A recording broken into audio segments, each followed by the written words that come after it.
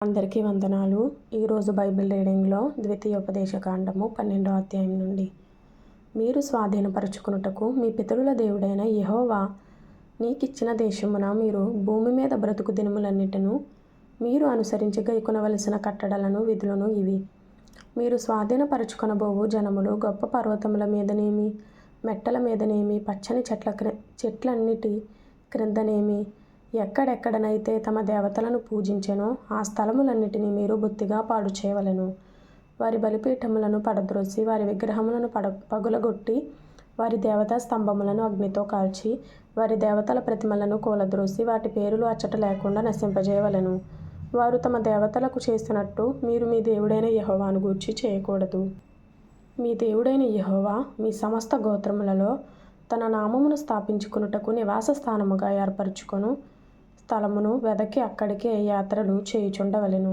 అక్కడికే మీరు మీ దహన బలులను, మీ బలులను, మీ దశమ భాగములను, ప్రతిష్ఠితములుగా మీరు చేయు నైవేద్యములను, మీ మ్రొక్కుబడి అర్పణములను, మీ స్వేచ్ఛార్పణములను, పశువులలోను గొర్రె మేకలలోను తొలిచూలు వాటిని తీసుకొని రావలెను. మీరును మీ దేవుడైన యెహోవా మిమ్మును ఆశీర్వదించి మీకు కలుగు చేసిన మీ కుటుంబములను మీ దేవుడైన యెహోవా సన్నిధిని భోజనము చేసి మీ చేతి పనులన్నిటి యందు సంతోషింపవలెను. నేడు మనం ఇక్కడ చేయుచున్నట్లు మీలో ప్రతి మనుషుడు తన కంటికి యుక్తమైనదంతయు చేయకూడదు.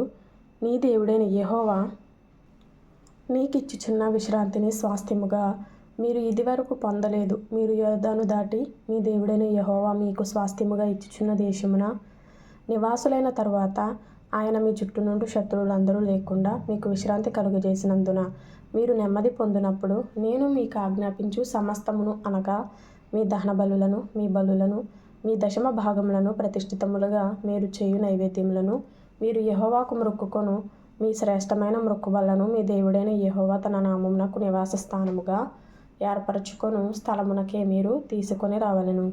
మీరు మీ కుమారులు, మీ కుమార్తెలు, మీ దాసులు, మీ పనికత్తెలు మీలో పాలైనను స్వాస్థ్యమైనను పొందక మీ ఇండ్లలో ఉండు లేవీయులు మీ దేవుడైన యెహోవా సన్నిధిని సంతోషింపవలెను. నీవు చూచిన ప్రతి స్థలమున నీ దహన బలులను అర్పింపకూడదు సుమి. యెహోవా నీ గోత్రములలో ఒకదాని యందు ఏర్పరచుకొను స్థలముననే నీ దహన బలులను అర్పించి నేను మీకు ఆజ్ఞాపించుచున్న సమస్తమును అక్కడనే జరిగింపవలెను. అయితే నీ దేవుడైన యెహోవా నిన్ను ఆశీర్వదించిన కొలది ఇండ్లన్నిటిలో నీ మనస్సు కోరు దానిని చంపి తినవచ్చును. పవిత్రులేమి అపవిత్రులేమి ఎర్ర జింకను చిన్న దుప్పిని తినినట్లు తినవచ్చును. మీరు రక్తము మాత్రము తినక దానిని నీళ్లవలె నేల మీద పారబోయవలెను.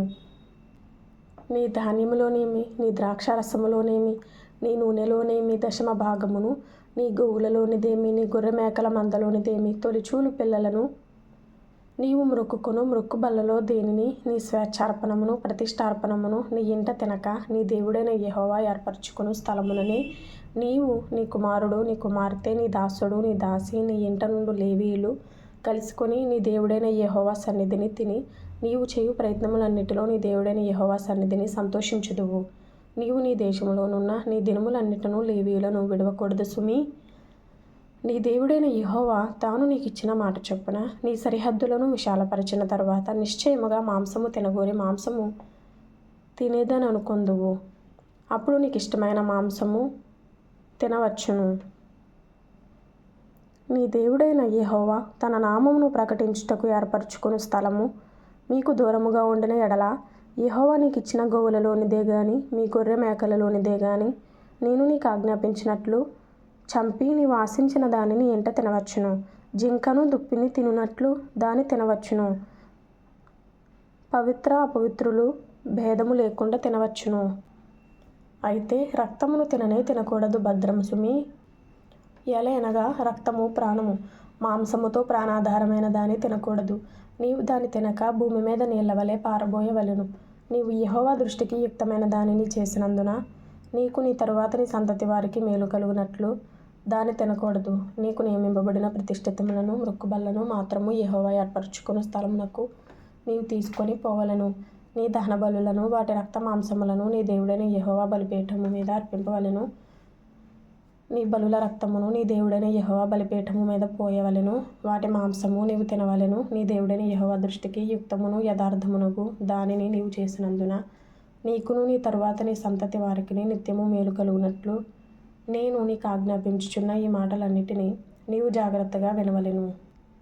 నీవు వారి దేశమును స్వాధీనపరచుకొనుటకు వెళ్ళుచున్న జనములను నీ దేవుడైన యెహోవా నీ ఎదుట నుండి నాశనము చేసిన తరువాత నీవు వారి స్వాస్థ్యమును స్వాధీనపరచుకొని వారి దేశంలో నివసించినప్పుడు వారు నీ ఎదుట నుండి నశింపజేయబడిన తరువాత నీవు వారి వెంట వెళ్ళి చిక్కుబడి వారి దేవతలను ఆశ్రయింపగోరి ఈ జనములు తమ దేవతలను కొలిచినట్లు నేనును చేసేదనని అనుకొనకుండా జాగ్రత్తగా ఉండవలెను.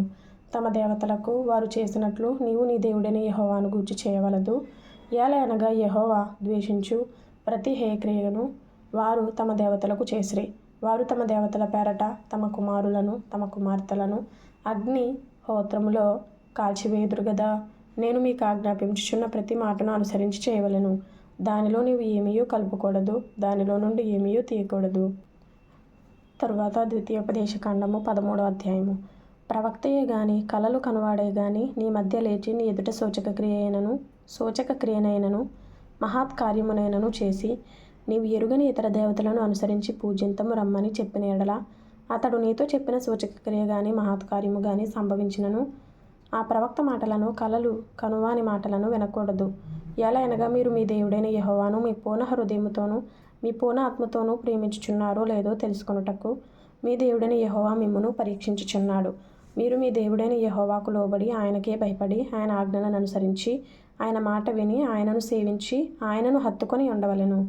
నీవు నడవవలెనని నీ దేవుడైన యెహోవా నీకు ఆజ్ఞాపించిన మార్గములో నుండి నిన్ను తొలగించినట్లు ఐగుప్తు దేశంలో నుండి మిమ్మును రప్పించి దాస్యగృహంలో నుండి మిమ్మును విడిపించిన మీ దేవుడైన యెహోవా మీద తిరుగుబాటు చేయుటకు మిమ్మును ప్రేరేపించెను గనుక ఆ ప్రవక్తకేమి ఆ కలలు కనువానికేమి మరణశిక్ష విధింపవలెను. అట్లు నీ మధ్య నుండి ఆ చెడుతనమును పరిహరింపవలెను. నీ తల్లి కుమారుడే గాని నీ సహోదరుడే గాని నీ కుమారుడే గాని నీ కుమార్తెయే గాని నీ కౌగిటి భార్యయే గాని నీ ప్రాణ స్నేహితుడే గాని భూమి యొక్క ఈ కొన మొదలుకొని ఆ కొన వరకు నీకు సమీపముగా నుండినను నీకు దూరముగా నుండినను నీ చుట్టూ నుండి జనముల దేవతలలో నీవును నీ పితరులను ఎరుగని ఇతర దేవతలను పూజింతము రమ్మని రహస్యముగా నిన్ను ప్రేరేపించిన ఎడల వారి మాటకు సమ్మతింపకూడదు, వారి మాట వినకూడదు, వారిని కటాక్షింపకూడదు, వారి యందు జాలిపడకూడదు, వారిని మాటుపరచకూడదు, అవశ్యముగా వారిని చంపవలెను. చంపుటకు నీ జనులందరికీ ముందుగాను నీ చెయ్యి మొదట వారి మీద పడవలెను. రాళ్లతో వారిని చావగొట్టవలెను. ఎలయనగా ఐగుప్తు దేశములో నుండి దాస్యగృహములో నుండి నిన్ను రప్పించిన నీ దేవుడైన యెహోవా యొద్ద నుండి వారు నిన్ను తొలగింప యత్నించెదరు. అప్పుడు ఇశ్రాయేలీయులందరూ విని భయపడుదురు గనుక నీ మధ్య అట్టి దుష్కార్యమేమీ ఇకను చేయకుందురు.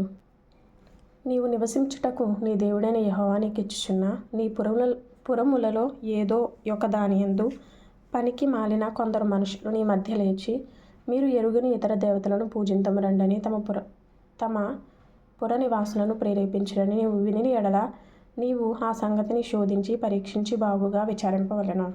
అది నిజమైన ఎడల అనగా అట్టి హేయమైనది నీ మధ్య జరిగిన ఎడల ఆ పుర నివాసులను అవశ్యముగా కత్తివాత సంహరించి దానిని దానిలోనున్న సమస్తమును దాని పశువులను కత్తివాత నిర్మూలము చేయవలెను. దాని కొల్ల సొమ్మంతటిని విశాల వీధిలో చేర్చి నీ దేవుడైన యెహోవా పేరట ఆ పురమును దాని కొల్ల సొమ్మంతటిని అగ్నితో బొత్తిగా కాల్చివేయవలెను. అది తిరిగి కట్టబడక ఎల్లప్పుడూ పాడు దిబ్బయై ఉండును. నేను నీకు ఆజ్ఞాపించు ఆయన ఆజ్ఞలన్నిటినీ గైకొనుచు నీ దేవుడైన యెహోవా దృష్టికి యథార్థమైన దాని చేయుచు నీ దేవుడైన యెహోవా మాట వినునప్పుడు యెహోవా తన కోపాగ్ని నుండి మల్లుకొని నీ యందు కనికరపడి నిన్ను కరుణించి నీ పితరులతో ప్రమాణము చేసిన రీతిని నిన్ను విస్తరింపజేయనట్లు నిర్మూలము చేయవలసిన దానిలో కొంచెమైనను నీ యొద్ద ఉంచుకొనకూడదు. ద్వితీయోపదేశకాండము 13వ అధ్యాయము 4వ వచనంలో ఇంపార్టెంట్ అయిన మాట. మీరు మీ దేవుడైన యెహోవాకు లోబడి ఆయనకే భయపడి ఆయన ఆజ్ఞలను అనుసరించి ఆయన మాట విని ఆయనను సేవించి ఆయనను హత్తుకొని ఉండవలెను. 1 సంవత్సరంలోపు బైబిల్ పూర్తి చేయాలి అనే ఆలోచన కలిగిన వారు ఫాలో చేయండి. అలాంటి ఆలోచన కలిగిన వారికి షేర్ చేయండి. అలాగే లైక్ చేయండి, సబ్స్క్రైబ్ చేసుకోండి. ప్రభు మీకు తోడైండును గాక.